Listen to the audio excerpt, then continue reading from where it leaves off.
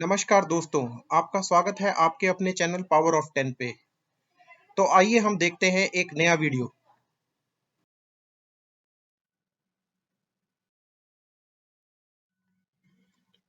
तो आइए आज हम बात करते हैं इस वीडियो में 10 financials to be learned by kids. बच्चे हमारे जीवन का सबसे महत्वपूर्ण हिस्सा हैं। हमारे ट्रेडिशनल एजुकेशन सिस्टम में हमें कभी भी अपने स्कूल या कॉलेज में पर्सनल फाइनेंस नहीं सिखाया गया। आज के दिन की तुलना में हमारे बचपन में स्टडी मटेरियल और कोचेस की उपलब्धता भी कम थी। आज ये चीजें एक बटन के क्लिक पर बहुत कम कीमत पर उपलब्ध हैं। साथ ही पुराने दिनों की तुलना में अधिक फाइनेंशियल कॉम्प्लेक्सिटीज हैं। जब पुराने जमाने में पीएफ या एफडी सबसे फेवरेबल तरीके थे और इन्फ्लेशन रेट्स को मात देना बहुत आसान था। इन सबको देखते हुए यह हमारी मॉरल, एथिकल, पेरेंटल और फाइनेंशियल रिस्पॉन्सिबिलिटी है कि हम अपने बच्चों को सही समय पर आवश्यक फाइनेंशियल एजुकेशन सिखाएं, जब वे सीखने और चीजों को अपनाने के पीक पर हों।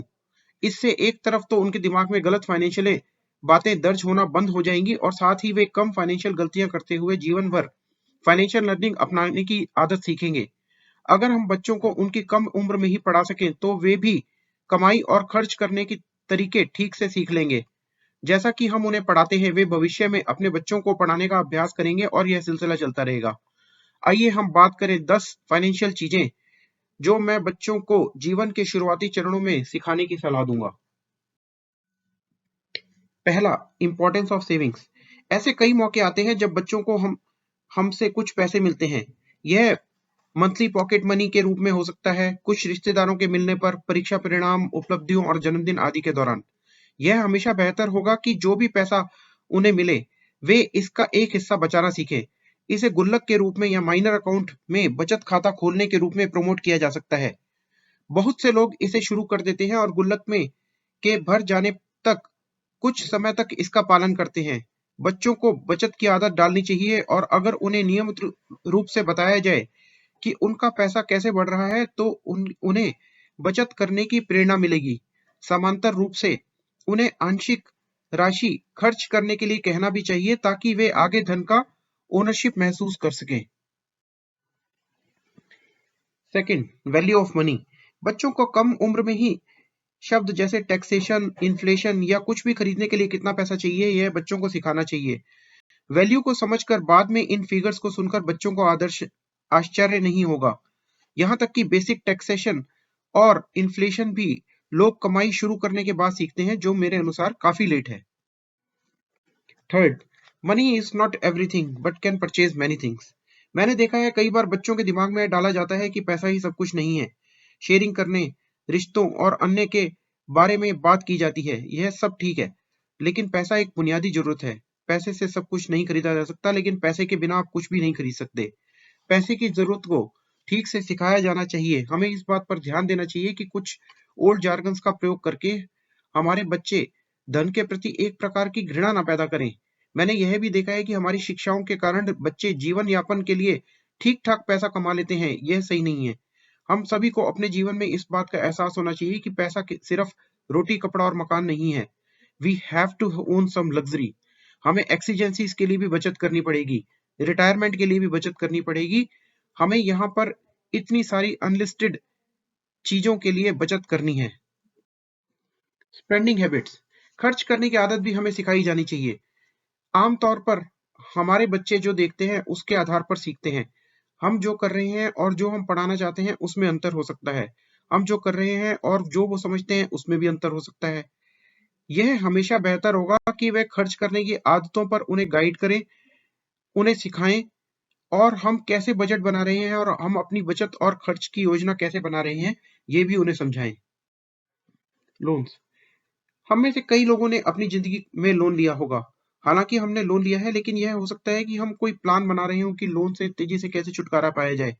बेशक हमारी जिम्मेदारी है, लेकिन अगर हम बच्चों को सिखाएं कि लोन की योजना कैसे बनाई जा सकती है और इसके पे ऑफ का प्लान कैसे कराया जा सकता है, तो सही कंटेक्स्ट के साथ उनके दिमाग में ठीक से चीजों को रजिस्टर किया जा सकता है। प्लानिंग और बजटिंग। बच्चों को अर्ली स्टेज में प्लानिंग और बजटिंग बनाना सिखाना भी बेहतर होगा। इसके बिना हम में से बहुत से लोग जीवन भर बजट बनाने की सिंपल टेक्निक्स का उपयोग नहीं कर पाते। हम अपने घर का बजट प्रॉपर्ली लिखकर बना सकते हैं और इसे अपने बच्चों के साथ शेयर कर सकते हैं। हम बच्चों के ओवरऑल इनफ्लो और आउटफ्लो के लिए नेसेसरी स्टेटमेंट्स प्लान एक्चुअल बना सकते हैं। Ownership of money. मैंने कई मामलों में देखा है कि कमाने वाला सदस्य को पैसे का मालिक माना जाता है, खासकर अगर कमाई करने वाला सदस्य पुरुष सदस्य है। लंबे समय से यह माना जा रहा है कि कमाने वाला सदस्य के पास धन है और अन्य सदस्यों को आवश्यकता के आधार पर आवश्यक राशि लेनी चाहिए। अगर यह सोच है, यह सही नहीं है।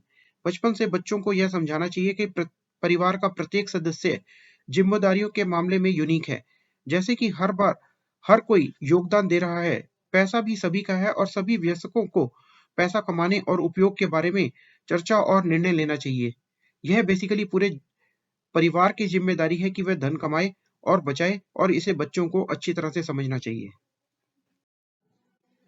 कंपाउंडिंग। बच्चों को द पावर ऑफ कंपाउंडिंग भी सिखानी चाहिए। हम सभी प्रॉपर इन्वेस्टिंग करके अपने पैसे को बढ़ाते हुए पावर ऑफ कंपाउंडिंग का उपयोग करते हैं। जरा सोचिए कि अगर हम 25 साल की उम्र में कंपाउंडिंग की इस पावर का उपयोग करने के बजाय 5 या 10 साल की उम्र में शुरू करते, तो हमारी पॉकेट मनी अब तक कितनी गुना हो जाती। बचपन में स्कूली शिक्षा से इसकी कल्पना करना मुश्किल है, इसलिए हमारे बच्चों को पावर ऑफ कंपाउंडिंग सिखाना हमेशा बेहतर होता है। Importance of prioritisation. जीवन में रिसोर्स हमेशा सीमित होंगे। सबसे धनी व्यक्ति के पास भी रिसोर्स की एक सीमा होती है। हमारे जीवन में किसी भी क्षण जो भी स्थिति हो, हमें किसी भी फाइनेंशियल या नॉन फाइनेंशियल एक्टिविटी के लिए स्वयं को प्राथमिकता देनी होगी। यदि हम अपने बच्चों को अधिक रिसोर्स बनाने के साथ अपनी एक्टिविटीज या इन्वेस्टमेंट या स्पेंडिंग को प्रायोरिटाइज करना सिखा देते हैं, तो यह भविष्य में हमारे बच्चों के लिए बेहतर होगा। 10. Making financial goals in life. बहुत से लोग अपना जीवन बिना किसी गोल के जीते हैं। गोल बनाना महत्वपूर्ण है और फाइनेंशियल गोल्स बनाना अधिक महत्वपूर्ण है। फाइनेंशियल गोल्स क्लियरली बनाने के बाद उनका पीछा करना बेहतर और आसान होगा। हम अपने बच्चों को शॉर्ट टर्म और लॉन्ग टर्म के लिए अपने लिए फाइनेंशियल गोल बनाना सिखा सकते हैं। यदि हम उन्हें कम उम्र में कुछ गोल्स को प्राप्त करने के लिए एडवाइस करते हैं, तो वो ट्रेंड हो जाएंगे और भविष्य में ऐसा करने के लिए तैयार होंगे। तो ओवरऑल मैं कहना चाहूंगा कि बच्चों की उम्र का ख्याल रखना, उनकी समझने की कैपेसिटी का ख्याल रखते हुए अलग अलग उम्र में अलग अलग कदम उठाते हुए फाइनेंशियल लर्निंग्स को शेयर करना और सिखाना बहुत महत्वपूर्ण है। हम उन्हें अपनी राय पूछने के लिए भी शामिल कर सकते हैं। हमें अपने बच्चों को ना केवल मौखिक रूप से बल्कि उदाहरणों के साथ सिखाने का प्रयास करना चाहिए। पर्सनल फाइनेंस पर किताबें शेयर करना, इन्वेस्टमेंट, मनी, बिजनेस से संबंधित फिल्में दिखाना बच्चों के लिए और अधिक फायदेमंद होगा। तो ये कुछ फाइनेंशियल एजुकेशंस हैं जो बच्चों को कम उम्र में दी जा सकती हैं और दी जानी चाहिए। एक बार जब हम इसे शुरू करते हैं, तो हमें यकीन है कि बच्चे भी फाइनेंशियल मैटर्स को और विस्तार से सीखने और समझने में रुचि लेंगे। धन्यवाद।